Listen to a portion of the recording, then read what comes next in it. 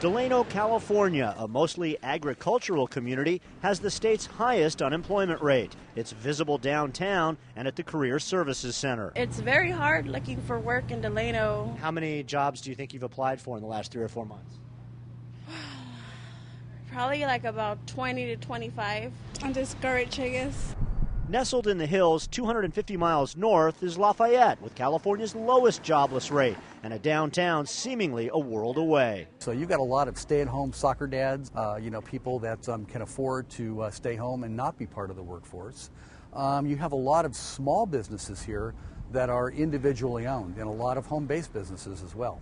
So you add all those together, and the unemployment picture looks pretty good. Here's that picture graphically. Delano's unemployment rate is nearly 37%, 9 times that of Lafayette's at 4%. The Swansons moved to Lafayette in November, attracted by its beauty and mostly its highly rated public schools. The great public school system tends to be something that draws a lot of people to the town. We felt like if we could live in this community and be able to send our kids to public school, we'd rather do that. Lafayette's location near Silicon Valley and San Francisco and convenient public transportation also help. 20% of its residents are retirees. Nearly 20% of Delano's 53,000 residents live in its 2 state prisons.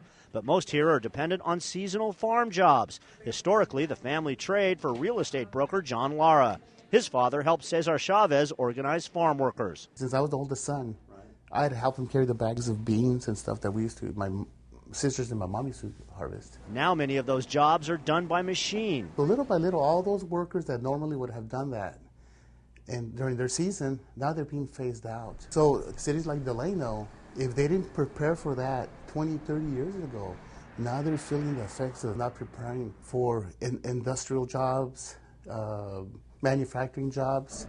Maribel Reyna is in her first week as Delano's city manager. Job creation is number one, truly, and we have some projects currently in the works that will help that job creation.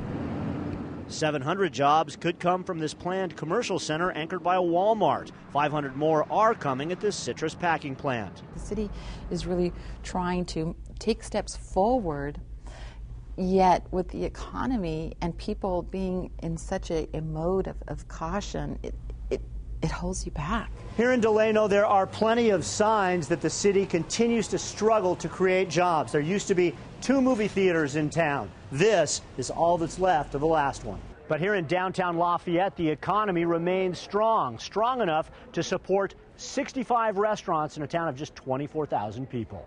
The city boasts a fiscally conservative local government that encourages residents to shop locally and doesn't fix roads unless there's money to pay for it. We just don't take on things that we don't think we can afford. Though Councilman Don Tatson helps lead the city with the state's lowest jobless rate, he's been out of work for nearly 3 years. It's great that we have a low unemployment rate compared to other parts of California, but that still means we have 4% of people who are unemployed, and they're affected just as much as somebody who's been unemployed in a community with much higher unemployment rates. And as it turns out, Lafayette has something else in common with Delano. Its last movie theater also has shut down, showing that even here, no job is safe.